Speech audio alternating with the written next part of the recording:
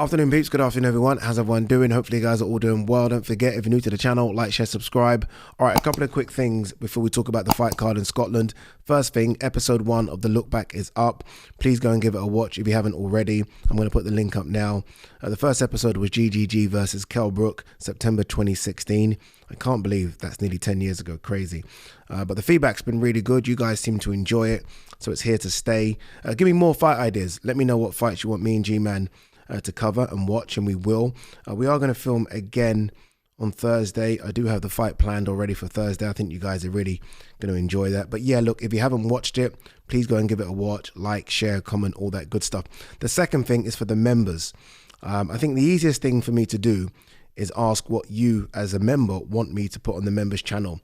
Let me know. At the moment, it's the car diaries, it's Q&A, sometimes it's first access to the Ade Gman podcast, but I want to do so much more. But I don't know what to do, if I'm honest with you.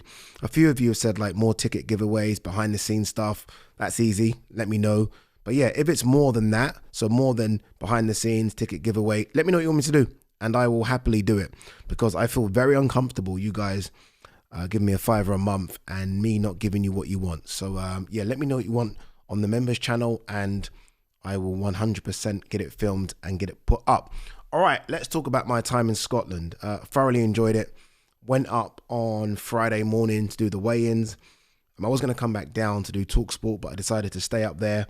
Went out to eat as well. Honestly, really enjoyed it. And it was my first time at the Hydro Arena. I think I've done all the big arenas now. And it probably, just behind the O2 Arena, I think it's probably the best arena I've been to. Honestly, I think like there's not a bad seat in the house. Like every seat has got a good vantage point of the ring. Sometimes with these really big arenas, I mean, unless you're really close by, it's like you're in the bleachers. But even this one, even the people that were sort of really at the top, you had a really good view of the ring. So yeah, thoroughly enjoyed it. Fantastic atmosphere. Like, honestly, I said this the other day. We've had a really, really good run of back-to-back events, sold out arenas in the UK. Like really good. We can't complain. I know it's a pause this coming Saturday, and next Saturday is Fabio Wardley, which I'm hearing sold around 20,000 tickets already. So I think that will probably be a sellout as well. So look, it's been a good run. It was a good undercard. It was fast, wasn't it? Really fast paced.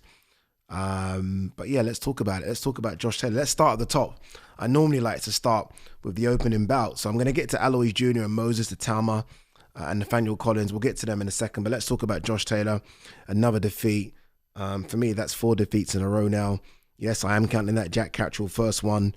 So it's Jack Catterall, Teofimo Lopez, Jack Catterall, and now ESSUMAN. But this is the one that hurts the most, right? Just because, I mean, the first Jack Catterall fight, it's an undisputed fight. Both of them very much world level guys. Teofimo Lopez, world level guy. Jack Catterall rematch, world level fight. This one, I like Ekko a lot, and I'm going to give Ekko all these plaudits. But prior to that win, not many people were saying Ekko's a world level 147 pounder. So this one stings Josh a lot more. It is a bit disappointing that I didn't get to interview him after the fight, because I was going to ask the question about, look, are you continuing? I was going to ask that question. And it's funny, every time I'm in the ring for Queensbury shows, I'm talking about retirement with fighters. Joe Joyce, I said that. Lee Wood, I said that. And I was going to say it to Josh Taylor. But I think it would have been a fair question. Again, it's 4 defeats in a row. All right, let's even, for the record books, 3 defeats in a row.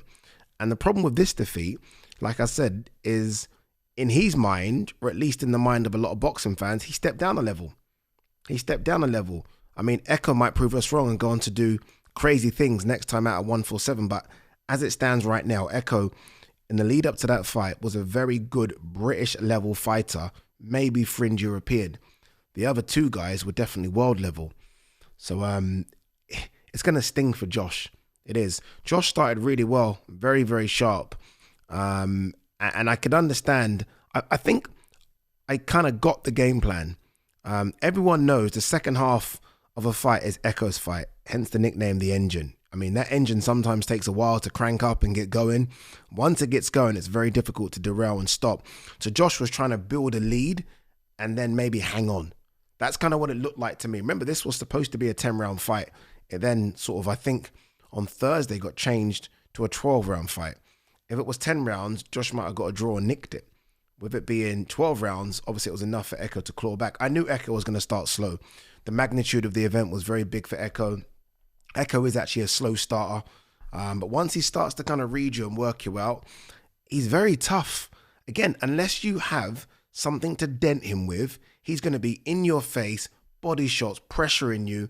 He's not necessarily a big puncher, but you're going to feel his punches.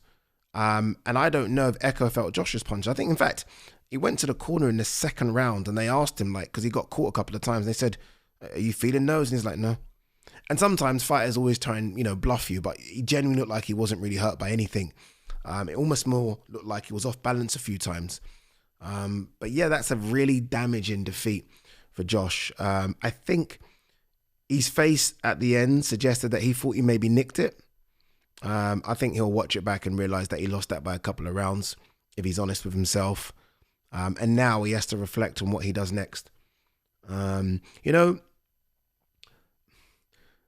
Josh's losses, I think, I could be wrong here, are solely down to Josh. And I genuinely mean that. They're not down to Jack Catterall. I don't think they're down to Teofimo Lopez, who's very, very good. And then it's not down to Ekko. And I'm going to give Ekko his credit in a minute. It's down to Josh. And those of you that know what I mean will know what I mean. I don't really want to get into why I think that. I think those of you who know Josh will know exactly what I mean. Josh is incredibly talented. Like, he's one of the best boxers we've ever produced over here. I mean, he became undisputed 140-pound champion in 18, 19 fights. Undisputed. I mean, that's Loma Usyk talk. Do you know what I mean? Like, wow, you done it that quick? You turned pro and cleaned up that quick? It's incredible. Still don't think he gets the plaudits for that he deserves. Maybe because he didn't beat a recognized name like a superstar. Like Regis Prograis wasn't really a superstar. Baranchyk certainly wasn't. Ramirez wasn't. Victor Postal wasn't. But these guys, trust me, all very, very good. Prograis was unbeaten. Baranchyk was unbeaten. Ramirez was unbeaten. Victor Postal only lost once, and that was to Terence Crawford. That's what he had to do to pick up all those belts at 140 pounds. So he doesn't get the credit he deserves. But that was then. That was then, right? I mean, the Ramirez fight was 2021. We're in 2025. Since 2020, this guy's only fought once a year. Why? I know there was an eye surgery, so okay, that's a fair excuse. But once a year, it's not like he's had 45 pro fights. Like Josh Taylor has only had, I think it's something like 23 fights. And he's 33, 34. Josh Taylor has had 22 bouts. So, I get it. Like, say like Canelo does once a year. Say like Canelo did one. I'll say, all right, Canelo's had 60 odd fights. Fair. I mean, even Crawford to an extent has had 40 plus fights. So, okay, once a year. Like, Josh Taylor's no reason to fight once a year. So, you can make up your own sort of assumptions as to what I'm saying when I say the reason Josh loses is because of Josh. Don't get me wrong, Jack's fantastic. Teofimo Lopez is outstanding. Ekko's very good as well. But Josh has more talent than those three guys. I saw it in parts. I remember even in the second Jack Catterall fight, I was like, oh, this guy still looked really sharp. But he can only carry that sharpness for so long. And then the world just dries very quickly. Like, literally, it just goes. Like, against Ekko, for the first 3 or 4 rounds, I was like, okay, Josh is good. Josh is sharp. Like, he moves around the ring. He glides. It's beautiful. And then it just shuts off. And I think it shuts off because in between Josh fighting for 1 year, I would love to see what Josh is doing for that 1 year. I'd love to see, and I think it's very little. And some people might give me stick for it, but that's just the way I feel about it. Because I think he's so talented. I see it. And it's just disappointing. And it's actually even disappointing just for Scotland, really. Because again, I mean, we don't see many big events in the Hydro. And Josh is that guy, right? I mean, Nathaniel Collins could get there, but it's going to take a while. So you need a big star, and Josh was that big star. I say was, because I think he'll call it quits. I think he'll call it quits. Like, this was... He dropped down a level to fight Ekko just to see if he still has it. Ekko was a tough one, by the way, but he dropped down a level. Like, Ekko's not the same level as Jack. He's not the same level as Teofimo. So he's like, okay, I have to drop down just a bit because I know me at my best, I beat Ekko. I've sparred Ekko hundreds of times. I beat Ekko, and he couldn't. He couldn't. So we went into that fight with so many questions. He would have gone into that fight with so many questions. The questions have been answered, dude. The questions have been answered. He got hit far too much. The gas tank ran empty. And it's another defeat. It's 4 in a row. You know, the issue for him as well, by the way, is that he's not getting smashed to pieces, is he? Like, he's not getting knocked out. He's not getting obliterated. All these losses are quite tight. They're quite tight. Even the Teofimo Lopez one, you go and watch that back, he's only really lost that by a couple of rounds. So I think that's the thing that I think probably grinds his gears a little bit, that I'm not that far away. But again, I don't think he lives the life. And if you're not living the life against people who are living the life, like, he's got more talent than these guys, but these guys are living the life. And Ekko lives the life.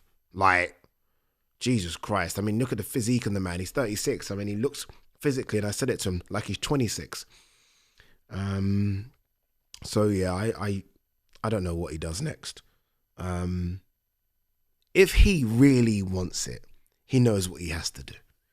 If he's going to really want it, he knows what he has to do. And if he's prepared to do that, then fine. If he's not, then what's the point? What's the point? Because you're cheating yourself, you're cheating the fans. What's the point? You're cheating your trainers. So, yeah. It's a shame because I think he's incredible. I really do. I think he's such a, like, technically, he's just perfect. But he's only got it for 3 or 4 rounds. That's it. That's it. And he's 34. 34 is not old, but it's not young either, is it? It's a young man's game.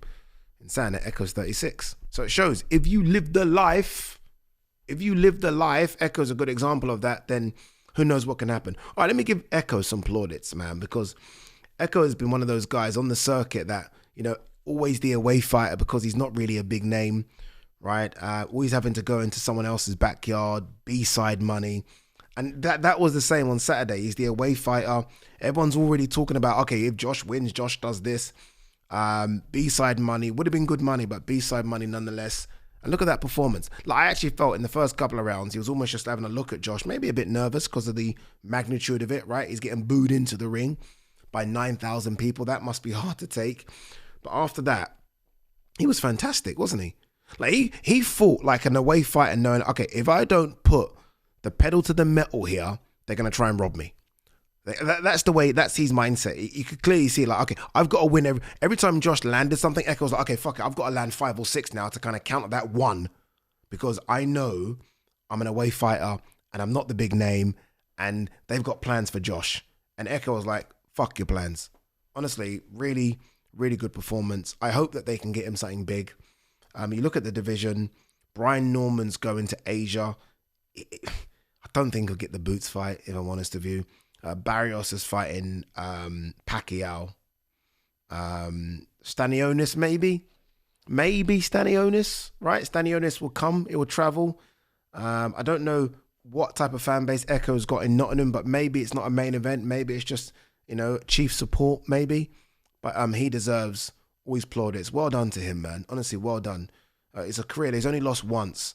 And just seeing his team and just interviewing him and just his energy, such a nice guy. And sometimes the nice guys do win in this crazy sport. Moses Italma is frightening. That's it, innit, really? I could end the video there. Moses Italma is frightening. You know what the scariest thing about Moses Italma is? Isn't the punch power. It isn't the punch selection. That's all. By the way, all those things are incredible right away. His punch selection's beautiful. Off the back foot, front foot, it's beautiful. Power's there. I think we've seen it, right?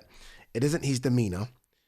It's the fact that this guy weighed in at 254 pounds, and I feel like when I'm watching him, I'm watching a cruiserweight move. Like, he seems to carry the weight. It seems to be distributed so perfectly that he's able to move around the ring at 250, and I swear to God, I feel like I'm watching a 200-pound guy move around the ring. Like, he's just gliding. I mean, you think of other guys that are 250, like really heavy. Like AJ's 250-osh. Daniel Dubois 240. Like, you know, these are big guys. And when they move around the ring like they're big guys. Because they're very muscular, aren't they? Where doesn't look like he's got a muscle on him. But he just carries the weight and he moves around. Nah, man. This guy's a problem. Honestly, he's a problem. And look, it was only Mike Balogun. So we've got to be careful. But sometimes you can just see it, can't you? You can see it. even regardless of the level of opponent, you can see it. And what Queensberry are doing, and I mentioned it on the broadcast, that I think is so smart, is what Matchroom did with AJ. Send him around the UK. Let everyone get a look of him. That's what AJ did in his first 11 fights. AJ went literally around the country until he fought Dillian White at the O2, and then he kind of made that his home, and then obviously he then did the stadium stuff. Like, that's very smart. But now they need to find him a home. Like, he's from Kent, right? But I mean, O2 Arena, right? That's his home. Can he feel that? He's going to be on the undercard of Dubois Usyk, and I put a name out there, and I think it's the perfect opponent that will give him rounds. And if he destroys this, then all systems go. Jermaine Franklin. Jermaine Franklin is the perfect opponent because we've seen Jermaine Franklin in with two guys over here, and he took them both the distance. Some think, and I need to watch it again, think he beat Dillian White, Jermaine Franklin. And then obviously AJ, and AJ struggled at points with him as well. So he's taken two guys in AJ, a world level opponent, a world level fighter, the distance. If Moses cleans that guy's boots, then statement. I think it's the perfect stopgap. It's not even a stopgap. That's disrespectful to Jermaine Franklin. It's the perfect opponent before they go big in December. And trust me, they want to go big in December. Very big. I'm telling you, very, very big. Whether it be Joseph Parker, vacant title, Dubois, maybe, if Dubois comes through. Like, they've got crazy ideas. And let's see. Alois Jr. looked really good. I saw him at the airport coming back, and he mentioned a couple of names. I can't mention who he mentioned, but let's just say he's calling out the big dogs. Alois Jr. thinks he's ready for the big dogs over here already. But that was a really good win. Really good win. Jameson, yeah, there's defeats on the resume, but the defeats of Chef Clark, the defeats of Mikhail Lowell, no one beat him up like that. Like, I mean, again, you know, the thing is about Alois, because he's so muscular, we just look at him as one of those kind of bulldozers, right? Those guys that just are so big and strong. He boxes wonderfully. Like, he takes his time. He's obviously in a really good gym where iron sharpens iron. In that Ben Davison gym, Fabio Wardley is in there. Lee Wood, I guess, is still there, right? Moses Italma is still there. Great gym. AJ has been there at points as well. Like, imagine you're just soaking it all in. He's soaking it all in like a sponge. And I just love how composed he is. Even when he had Jameson hurt, he's not jumping in straight away. He's taking his time. It's honestly really, really good performance. As was maybe the performance of the night from Nathaniel Collins. That was the performance of the night because that was on paper a 50-50 fight against Lee McGregor. And he looked really good. Not many people would have heard about Nathaniel Collins before. They do now. That's how you make a statement. Chief support on a big fight card in front of 9,000. Show us what you can do. And his ability to kind of counterpunch off the back foot when Lee McGregor kind of stumbles in over his front feet, really clean. Like, honestly, really clean. He's the WBC silver featherweight champion. The full champion is Stephen Fulton. I don't think they can get that fight. I don't think they can get Stephen Fulton over here. Nathaniel Collins might have to travel. I think he's happy to travel. He'll be the bigger guy, you know. Remember, Stephen Fulton's coming up in weight. That's a good fight, you know. I give Nathaniel Collins a really, really good crack in that one. But yeah, look, overall, really enjoyed it. Again, it was really good to be at the Hydro. First time there. Great atmosphere. And I'm already now itching for the next one. Obviously, the next one being Fabio Wardley versus Justice Hooney. I haven't seen the Terry Harper card. I didn't watch that on Friday night. One thing I did see, I don't know how many were in there because I saw this camera shot. The Zone had a camera shot of Terry Harper walking to the stadium and it looked really empty. And I'm like, why did they go to a stadium? Why not just go to a nice small arena? That this obsession of going to stadiums is kind of like needs to stop. Go to a stadium if it permits going to a stadium. You don't need to run to a stadium unless you have to, really. Tyson Fury did a video, didn't he, on his Instagram saying he has no plans to end retirement. I think Tyson Fury wakes up and changes his mind every day. He's basically like all of us, right? He just like whatever. You know, if it wasn't AJ, I'd say fuck it, stay retired. Honestly, if it wasn't AJ, you guys know me. My phrase has always been get in, get rich, get out. Tyson Fury, he's got in, He's become very rich, very successful. He's done incredible things, right? In the ring, out the ring, and he's got out, right? And, you know, boxing takes a lot from these fighters. If you can take from boxing, then you've won. He's won. But I just need to see the AJ fight. This country, Mr. Fury, needs to see the AJ fight. This isn't about you. This is about us. We want to see you versus AJ because we have waited a decade for it. We've been teased about it. So don't you dare say I'm retired now. Don't you dare. No. And stop teasing then. Stop putting out these Instagram videos with Sugar Hill and your dad business talks. Come off Instagram then. Please. Like, make your mind up. Are you retired or not? Because one day you're retired and the next day you're not retired. Just give us one more fight, then you can sail off into the sunset. One more. That's all we're asking for. Not too much to ask for, I don't think. All right. What else we got? I think that's pretty much it, you know. I didn't see the Luke McCormack win. I just got to the arena and was doing a bit of a rehearsal, so I didn't get to see that win. But by all accounts, he looked good. He needs to fucking stay busy. Anyway, I won't even get into my thoughts on Luke McCormack. He just needs to stay busy because the talent's clearly there. He's a fantastic fighter. Just, are we going to get more of you, please, dude?